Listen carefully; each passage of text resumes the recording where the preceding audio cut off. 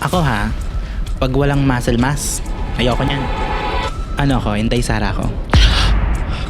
Kung babae ka, bakit ka magmamaikling short? Si Iviñas tsaka yan. Oh my God, yung old issue. Pasakol naman, isa lang. Abele. Nanalo yun! Nagtampo ka din ba sa? Do you regret joining drag then over Drag Race?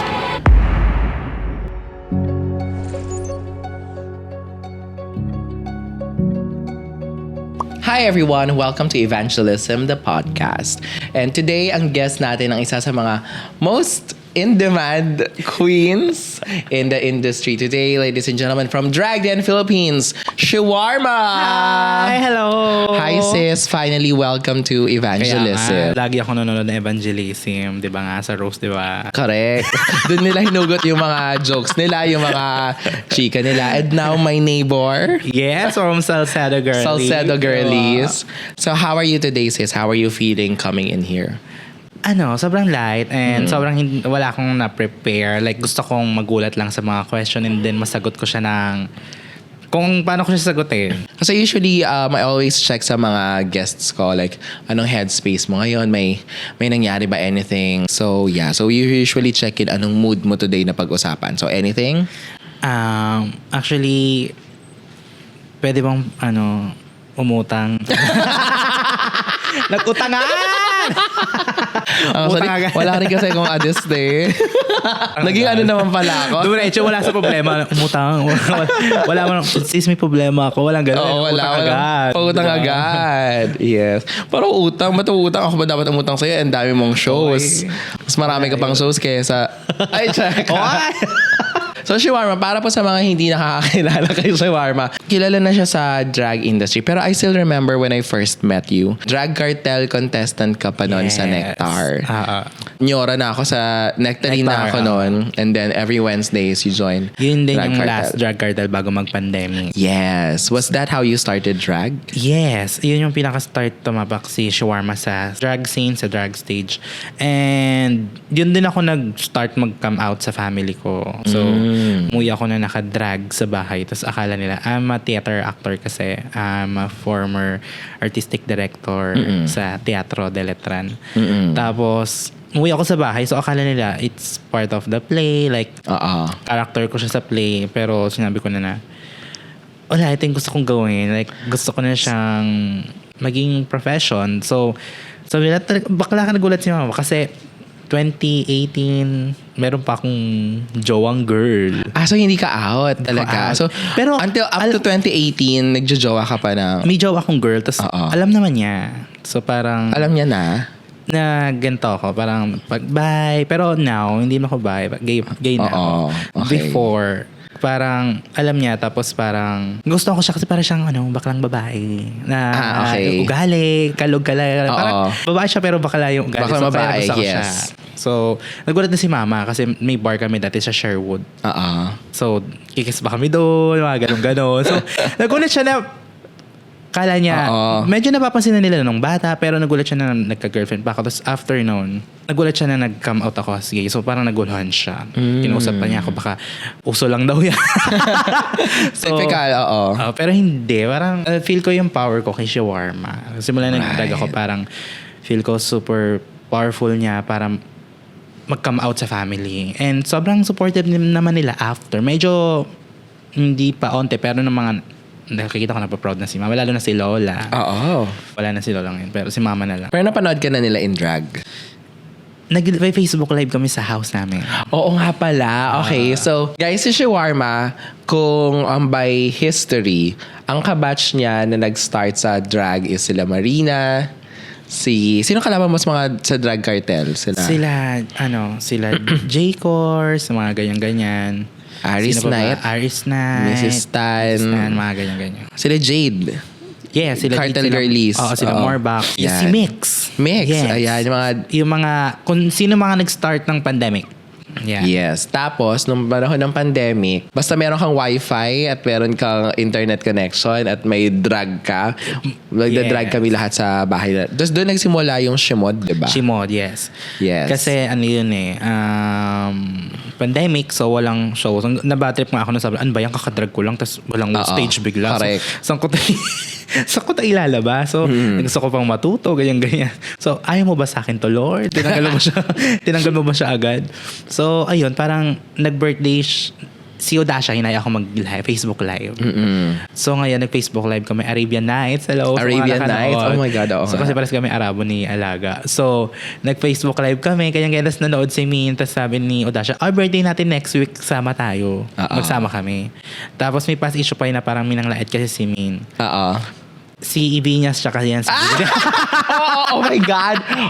Oh my God. Yung old issue na yung ito ba yung... Inokray ni Ibiñas tsaka brigading si Minty. Tapos nagalit si Minty. Nag-post si Minty na sino itong dalawang drag queen na sinuport ko naman pero binastos ako sa live kaya sumama sa amin si Min next week. Magla-live nga ako. Yes. Doon na buong Shimod. Kasi parang ako yung tagapatawa sila. Ganda-gandahan sila. Mga ganun. Yung mga, yung mga issue nung Drag Race Season 1 ni Minty sa kanila Brigading, totoo talaga yun. Yun. Doon yung nag-start. Anong point mo? Mga ganun. Oo. Yan yung ata. Parang parang lasing na kasi sila. So, merong Shimod, merong Divine Bar. Tapos lasing na yung dalawa. Tapos para na dun si Minty, para nag-comment ata siya dun Support sa live. Support siya, ganyan. Tapos, pinagtawanan ata ng dalawa. Kasi nabasa nila yung comment niya. May binulong yung si isa. Briggs o si Binya. Sabi niya, hey. Tapos biglang tawa sila, ganon yung dalawa. Dalawa kasi. Diba? Wala akong walang tago-tago sa akin ha. Ilalabas ko kayo lahat dito. I love. Oo, naalala ko yun. So, yung mga away-away nila tapos doon nabuo yung mga parinigan. Ganyan. Yes. Siyempre, lahat tayo mga nasa bahay lang. Tsaka panahon ng pandemic, madaling pumitik ang mga bakla. Yes. Okay, so doon na-develop yung friendship nyo ng Shimod. And then, tell us more about Shawarma. The drag. Like, nung nagsisimula ka, what were you thinking? Shawarma sounds like shawarma. Para siya, kasi I'm half Arab, tapos half Filipino. So, hindi ba Indian yung shawarma? Yung the food? Hindi. Siya, parang mas more on Arabian talaga siya. Tapos, dapat Mrs. Kebab. Parang ayoko ng Mrs. Kebab. Mas maganda yung shawarma. Shawarma. Yun na lang yung mas na-push. And kaya, ayan, tingnan nyo, naka-Brazil ako ngayon. So medyo relate siya sa drag ko. And mas more on culture. So mas more on culture talaga. I love it. So multicultural, no? Yes. Tapos Pilipino siya. May laki ka bang Kapampangan or pure? Wala talagang taga Caloocan lang. Caloocan lang. Tapos ang inspiration mo yung formative years na shawarma. Kasi ngayon kilala kita as parang pag shawarma, you don't know what to expect. Yes. Sa stage. Yung ganung thinking ba started when you were teatro talaga. Like, actually, hindi lang sa teatro. Bata pa lang ako sa school namin. Sobrang taas ng curricular activity ko na tuwing may mga activity sa school, exit ako sa klase kasi kailangan ako. So, mga ganun kang estudyante. Bata pa lang, utak na ako ng school, ng ganyan, kung paano bubuin yung mga events, mga ganyan-ganyan. Nagko-choreo din ako ng Very Light, mga ganun. So, ako lagi nagiging leader na, ganito, ganyan. Nabit-bit ko siya. Simula bata kasi, singer talaga ako. Kaya kaya nagalit sa akin si mama na magdadrag ako kasi bakit ka magli-lip sync? Kasi singer ako. So, madami ako napalanuhan na singing contest. Talaga? Anong pyesa mo usually? More One moment in time? Nag-ganon ako. Tapos, nag-ano din ako. I Believe I Can Fly. Mga ganon-ganon. Basta mga contest. Pasample naman. Isa lang. Chorus. Bele.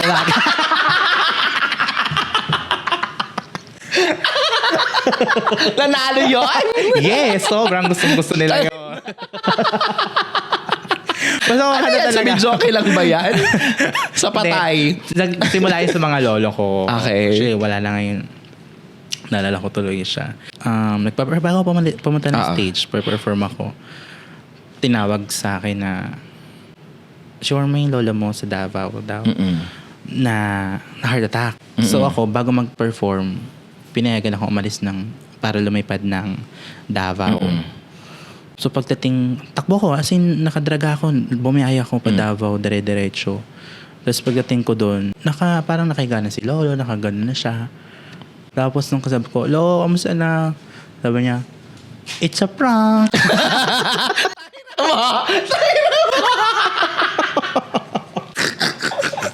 Charot lang. Hindi, may mga lola ko talaga nagturo sa akin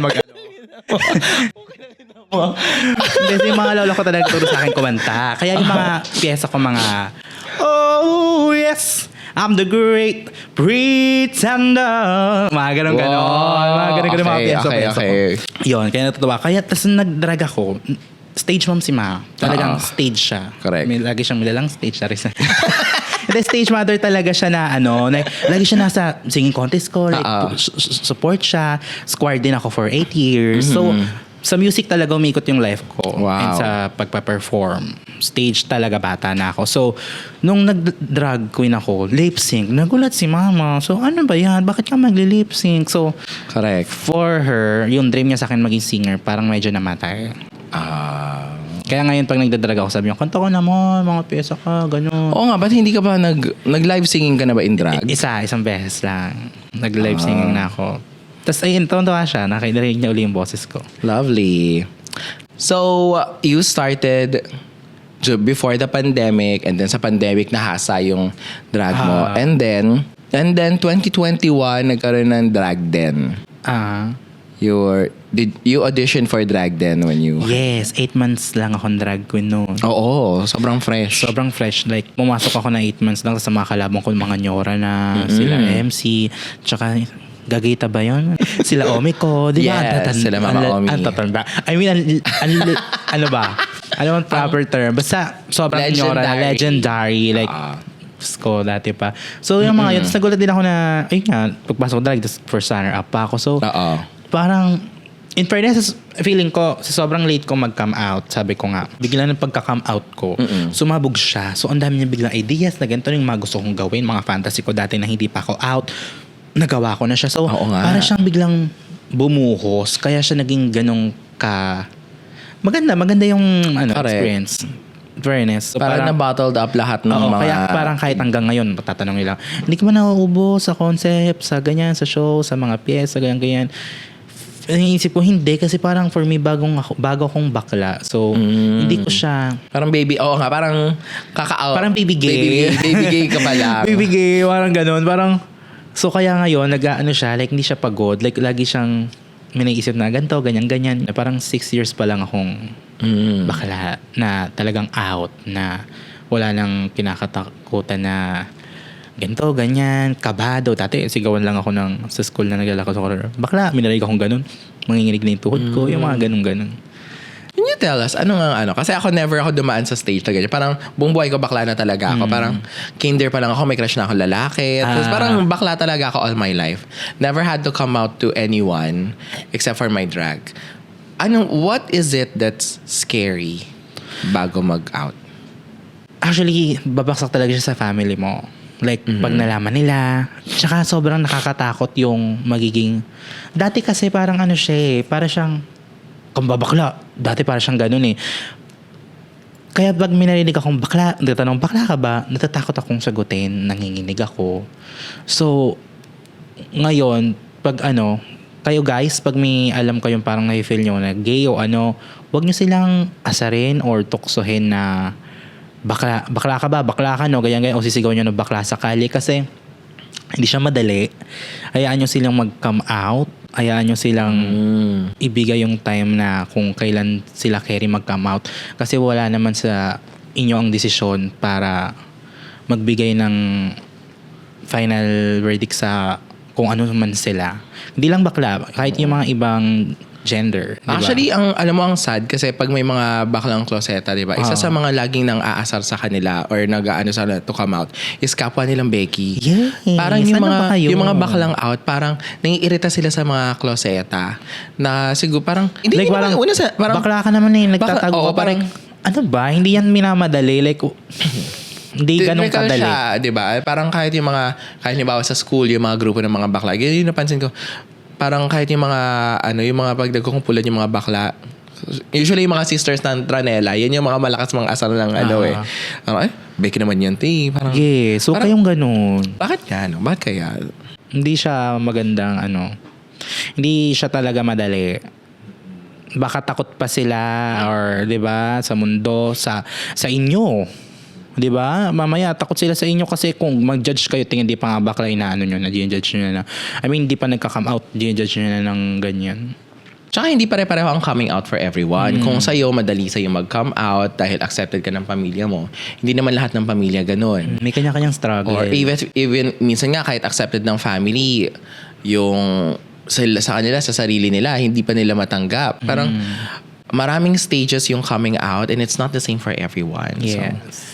So going back sa yung drag den experience, how was it? How would you describe your drag den experience? Masaya naman siya. Like, kung first 8 months lang ako na drag queen noon, parang kung pumasok ng studio ng Avengers, parang ganun. Parang, feel ko. Parang ganun siya. Dito yung mga set namin, nung ganun. Sobrang saya naman siya. And nagulat din ako sa inabot ko sa show. Yeah. Pero kasi, paano ko sasabihin? Sinasabi nila na, yung iba hindi ko daw deserve. Tapos yung iba, sabi deserving naman daw. And paano ko daw nagawa yun in 8 months. Kasi feel ko sa sipag ko, hindi sa galing. Kasi naniniwala ako na ang taong masipag, mas malayo ang mararating niya kaysa sa taong magaling. Kasi, Actually, yes. hindi mo masasabing magaling ka lagi. Kunyari ngayon magaling ako. Tapos bukas na pilayan ako. Magaling pa ba ako nun? Hindi. Pero pag masipag ka, mas malayo yung mararating mo kasi sobrang sipag mo. Hindi ka tumitigil. Totoo yan. Mas doon lang ako makapit. Laging, hindi ko sinasabi na, pag may sabi sa akin, galing mo. Hindi, masipag lang. Mas masipag. Mas yun lagi yung sagot ko. Actually, sobrang sulit i-book ni Shawarma kasi effort. Grabe. And that counts for everything sa lalo na sa drag industry. Ang dami ng drag queens. Yes. Ang daming magaling. Ang daming sikat. Pero what tips for me as a producer, as someone that really pays for the girls, is makikita mo yung differences in effort eh.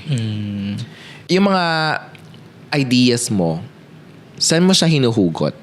Sa tadyang. Wala. Malikot talaga utak ko. Kunyari, nandito tayo ngayon, may maiisip na akong ganito, ganyan. So, sobrang likot niya. Like, kunyari, nakita ko ng halaman, isipin ko, pwedeng gawing damit to. Yung mga gano'n. Like, sobrang sa angkas ako, may naisip akong istorya, yung mga gano'n. Like, ganun lang siya kabilis. Like, kunyari, usapang pyesa. Kaya yung mga bakla minsan tatawag sa akin, pyesa, ganito, ganyan. Tapos mapatapos ko siya sa isang call na, ganito yung mangyari sa pyesa. Tapos na. Yung mga ganun talaga. Like, hindi ko alam kung saan ko siya kinuha, pero feel ko sa daddy ko. Kasi yung dad ko is event organizer siya ng mga wedding sa Saudi. So, yung mga wedding sa Saudi, yung mga siya nag-aayos ng mga Correct. Ganun siya. So, feel ko doon ko siya nakuha. Tsaka yung drag mo kasi, hindi siya, say for example, may mga drag kasi na nakafocus dun sa character, yung fantasy. The Marina experience is like, say Marina Superstar, ganyan. Or Minty Fresh, for example, talagang siya yung star ng show. Siya yung karne ng performance. Every time you go out, we don't know what to expect kasi hindi tao yung focal point kundi yung buong kwento. It's a storytelling of some sort.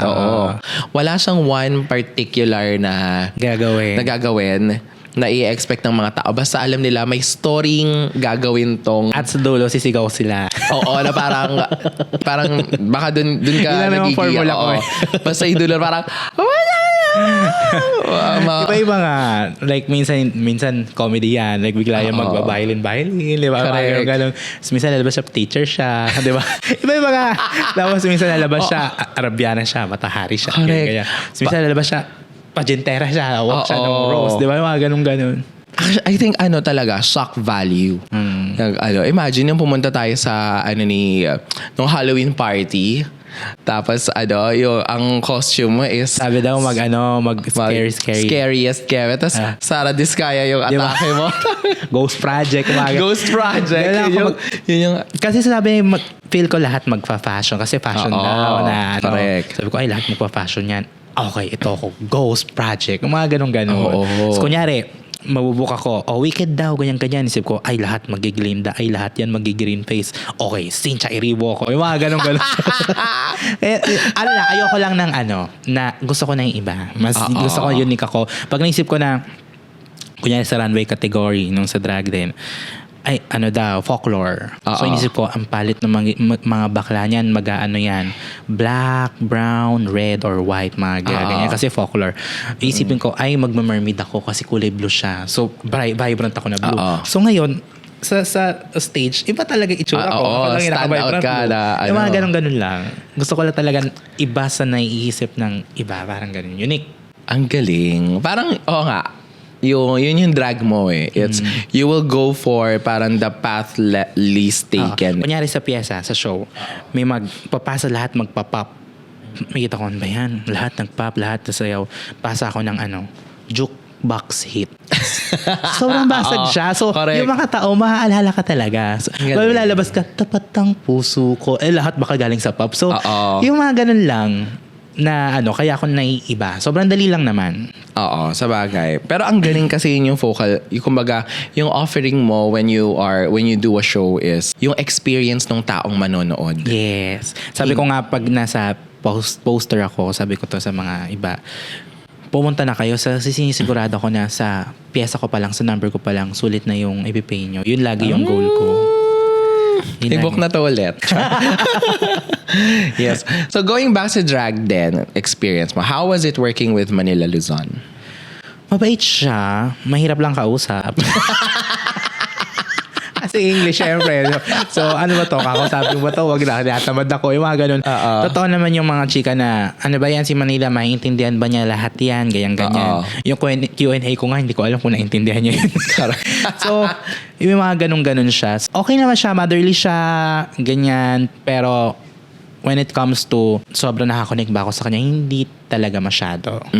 Kasi dahil nga sa language barrier. Hindi naman pwede ako yung mag-adjust. Sa Pinas ka.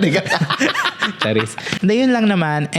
Pero siya, very motherly. Pag uwi, laging may mga pasalubong yan, may mga damit, ganyan-ganyan. May binigay nga sa akin damit yun eh. Binenta ko na. Sa cast ng drag din, sino yung pinaka-nakasundo mo? Pumasok kayo, close na kayo ni Audacia nun. Oo, pero inaway niya ako sa loob. Charis. Kasi? Hindi naman. Wala, sabi hindi ko daw siya tinulungan.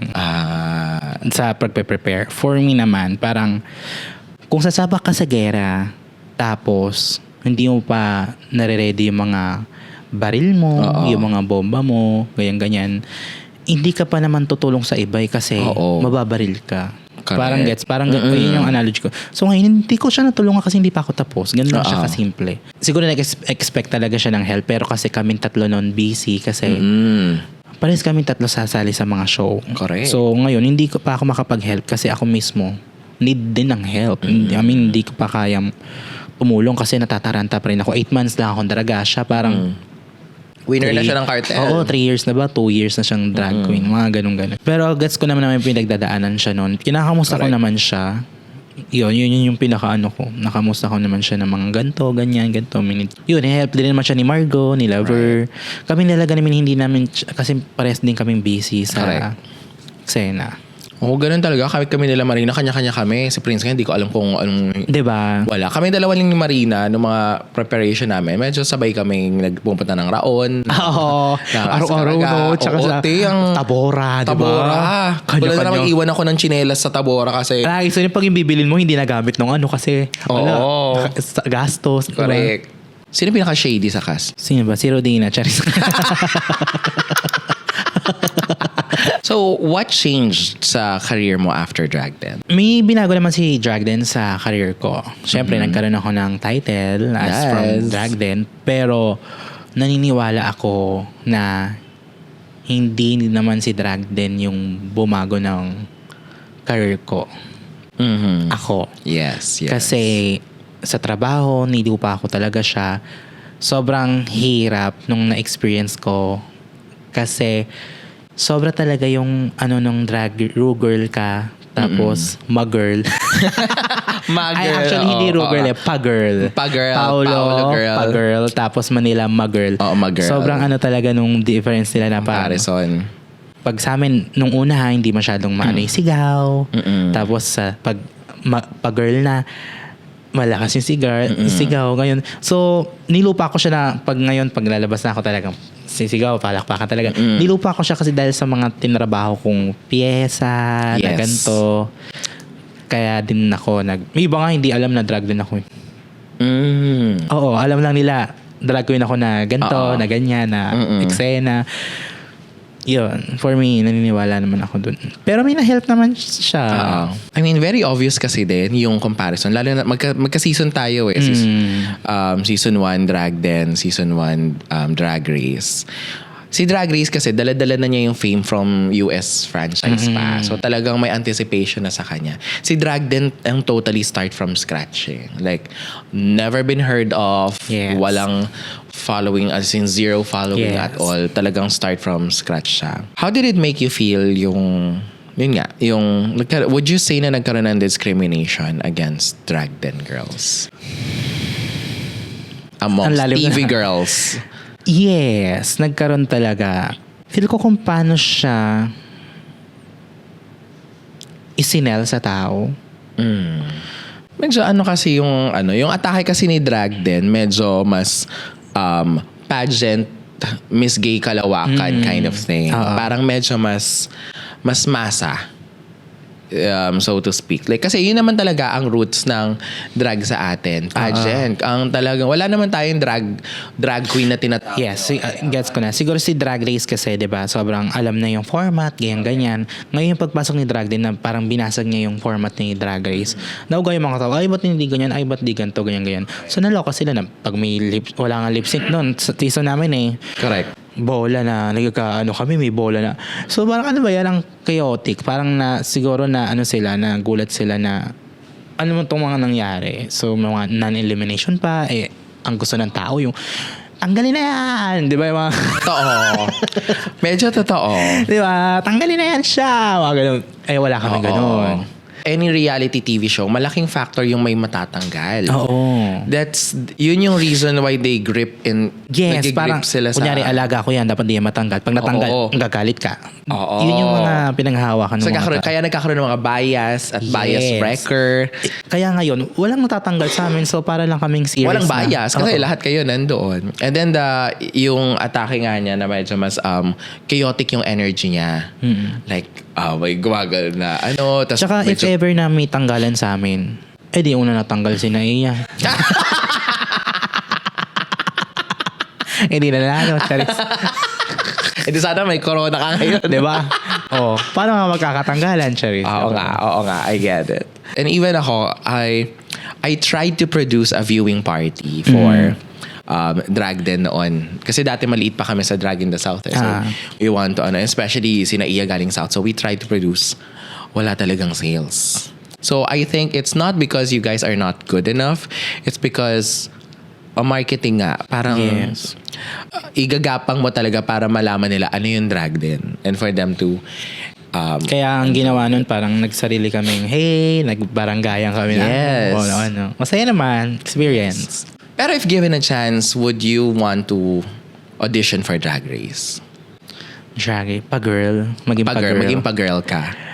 Kasi ang Ru girl lang ako. Filipina Ru girl is Minty. Marina. So yung mga Ru girl. Pag-girl. Yes, for me. Kasi mas gusto kong lumawak yung ma-showcase ko ba na may gantong drag queen sa Pilipinas na correct. Gantong mag-isip, gantong mag-ano, like wala, feel ko lang, hindi naman sa pagiging delusional, feel ko gugulatin ko yung drag scene internationally sa mga gagawin ko sa loob if ever makapasok ako. Hindi ko naman sinasara yung door ko kasi hello, nung sumali ako ng drag din, 8 months lang akong drag queen. Correct. So as 6 years na ngayon na drag queen, anong gagawin ko nito sa loob? Kung nung 8 months ako nag-first runner-up ako, what more pa kung 6 years na akong drag queen? Anong kaya kong i-give? Actually, correct. may mga support naman ako na may mga iba nang pumasok na sinuport ko sa ganito looks mo, ganyan-ganyan. Yung iba naging rubage na. Correct. Iba na-shoot, nagaling sa akin. Napaproud din ako na ganun ko sila sinuportahan. And excited din ako na paano pag ako na, sana mag-work talaga. So, sana yung kakaklap ko sa mga inyo, sa mga sister ko na pag pumapasok sila, sana ako naman yung maging kagaya nila na ako naman yung papalakbakan nila na ganito na runway. Kasi it's everyone drag queen's dream. Kasi for me, siya Olympics natin. So, yun lang yung dream ko din talaga. Siya Miss Universe nag-edit pa nga ako eh. Ng mga, di ba, kasali ako sa Slayshine. Correct. Sa UK. Ine-edit ko yung sarili ko. So, yung mga ganun, parang sobrang dream ko talaga siya. And hindi naman ako nagmamadali kung kung kailan pwede, kung kailan ako ipapasok o kung kailan ako mag-audition. O go, doon ako, kung kailan ako ready. Medyo life-changing din kasi talaga ang buhay ng Drag Race. I mean, kahit sa mga bata lang yung sinasabi, guys, i-goal nyong makasampa sa Drag Race. And your life will never be the same.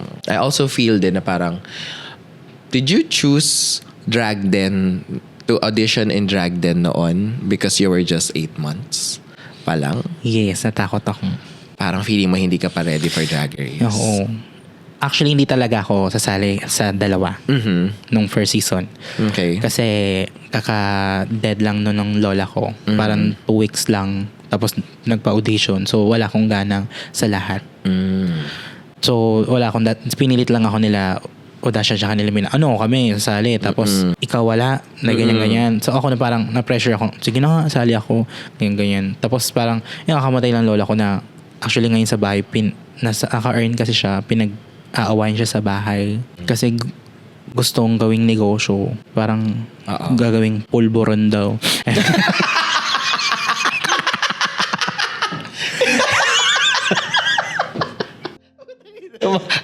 Charis na. Lola. I love you, Lola. Miss kita. Hello, Potty. So yun, parang hindi dapat ako sasali sa both. If ever hindi ko, yun, siguro sa Drag Race ako sumali ng season 2 or 3. Mga ganun. So the burning question is, looking back, do you regret joining Drag Den over Drag Race?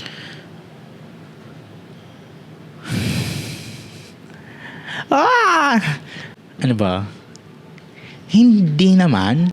Kasi madaming memories na nabuo sa Drag Den na masaya. Hindi ko siya, correct. Wala naman siyang like kunya natalo ko dyan. Pero masaya kasi doon ako gumaling. Doon ako lumakas. Doon ako bumangon.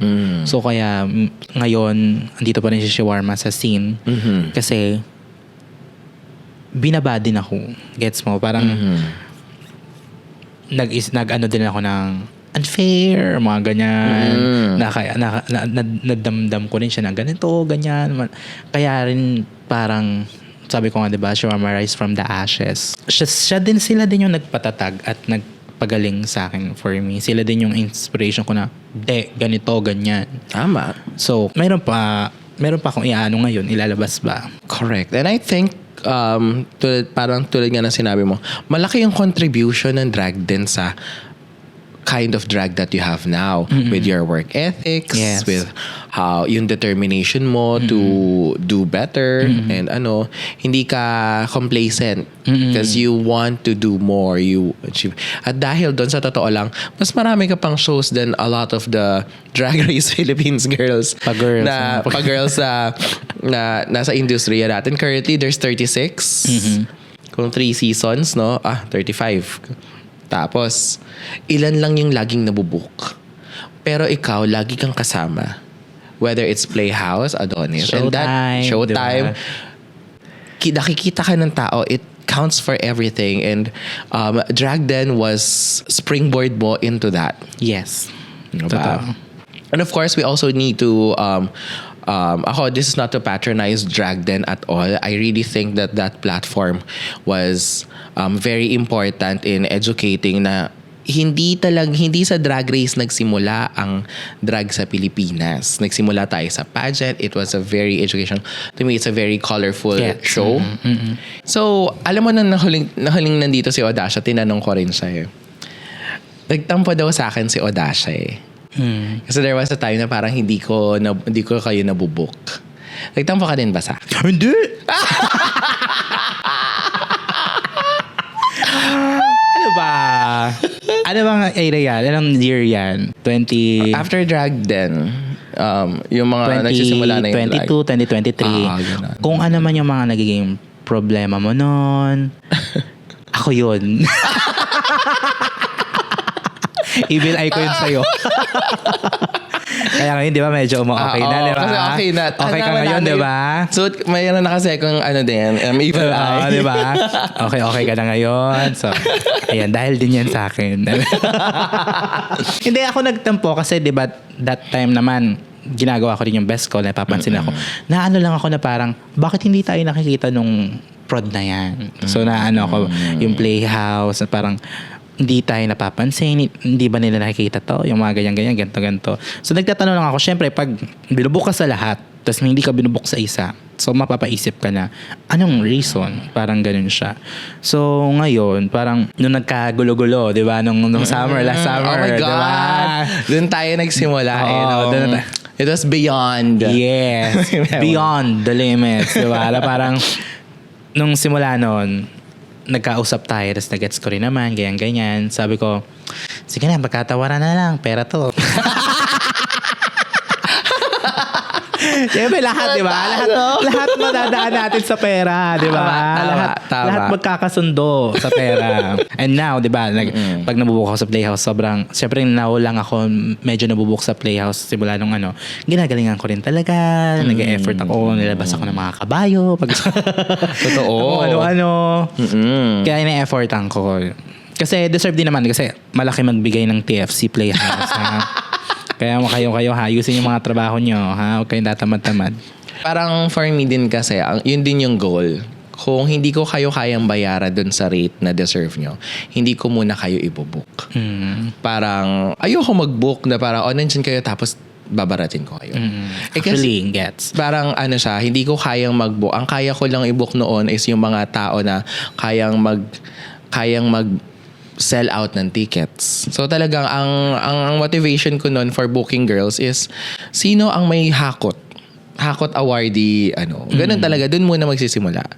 Ayun, so yun yung motivation ko na. Pero nakikita ko na kayo and at least na provide ni Universe lahat ng mga racket and opportunities para kaya ko nang magbayad ng everyone. Pero sis, what you lack in TV fame, you definitely made up for sa mga drag fans na nakakakilala sa'yo at sa virality mo sa TikTok. Yes, mga pyesa. Sa mga pyesa mo, ganyan. At ang dami ngayong mga nangyayari sa social media. So, tignan natin, practicein natin, kunwari nasa acting challenge tayo, ganyan. Anong masasabi mo dun sa mga Becky na ayaw ng mga chubby?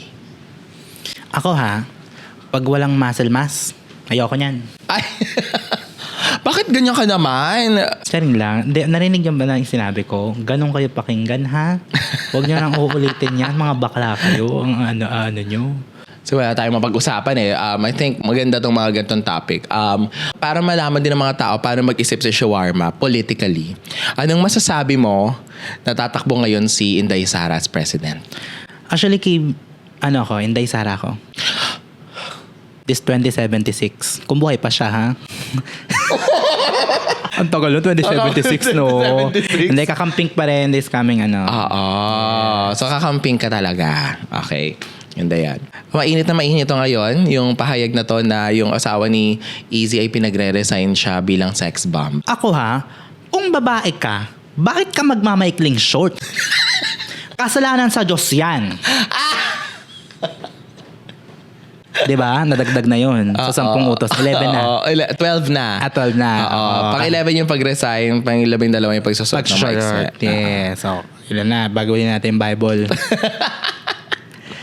Yung mga ganyan yung mga napapanood yung social media, huwag nyo yung tutularan, huwag kayo nakikinig masyado. Alam ko napaka-dangerous social media. Makikinig lang kayo sa evangelism. Ito nga, nakapag-promote pa ka. Diba? So ngayon sis, anong pinagkakaabalahan ni shawarma?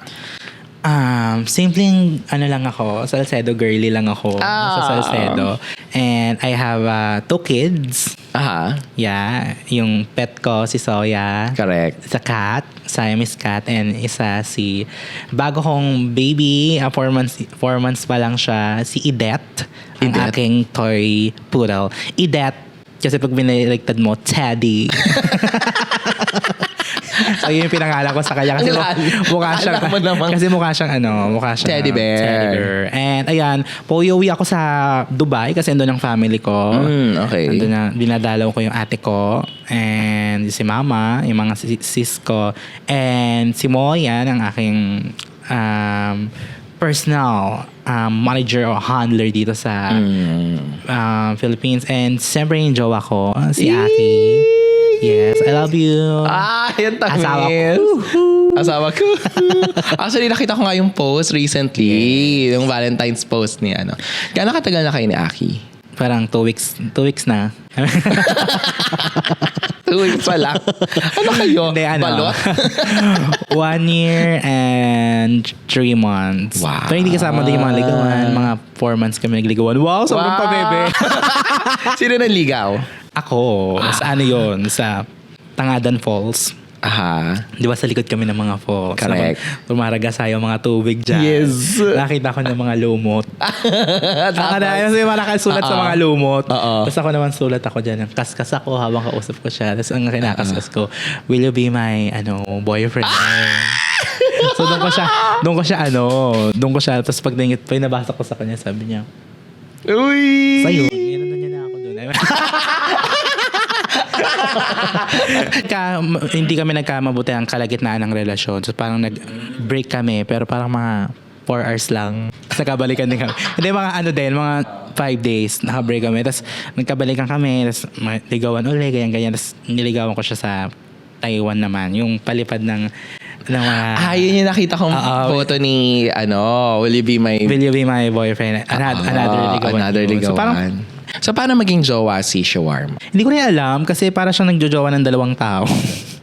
Kasi may shawarma tapos may Jamil. Kasi malayo talaga yung dalawa. Personality. Oo. Okay. So, gusto naman niya na bebetan naman niya na parang... Kasi pag naka-shawarma ako, hindi ako jowa eh. Parang si shawarma ako. Pag si Jamil ako dun nag-jowa kami. Ayaw kasi nang parang inaano ko na sa babae ako. Yung parang kunyari, babawangan si shawarma, hindi ko bet. Kasi, parang ano ba to? Girl ba ako? Hindi ba ako girl? Parang hindi ko siya fantasy.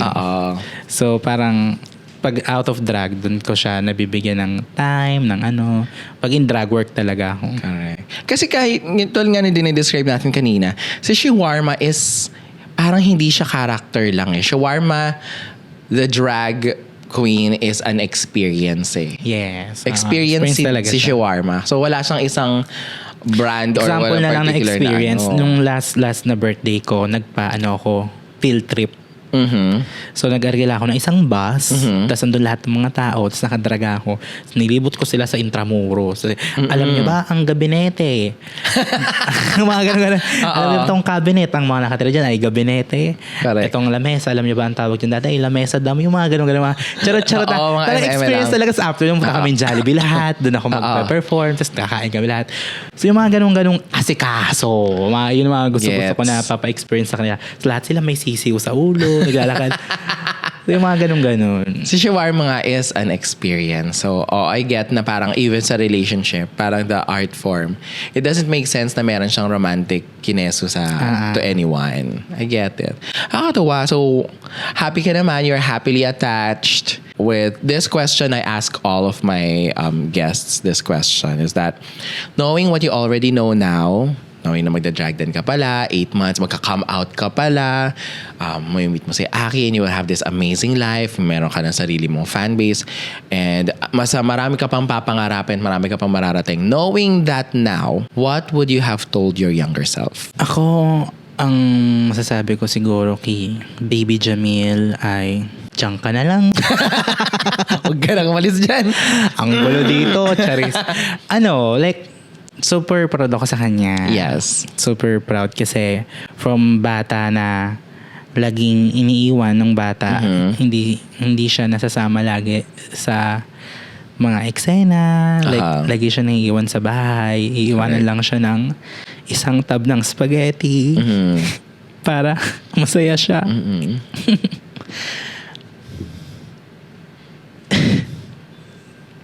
And now na sa Philippines ka, medyo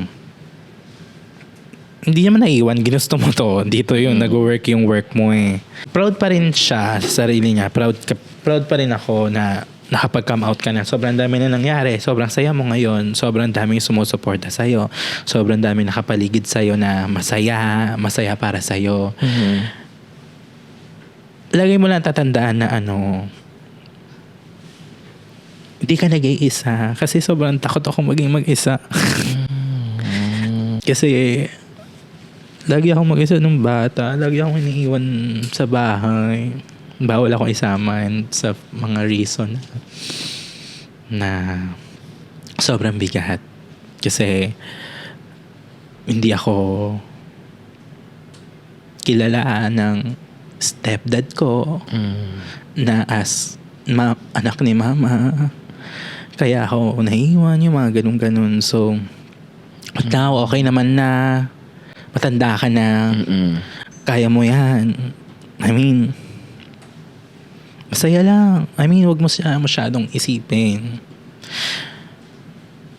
Malalakbasan mo rin yan siya. I don't think magiging mag-isa ka, sis.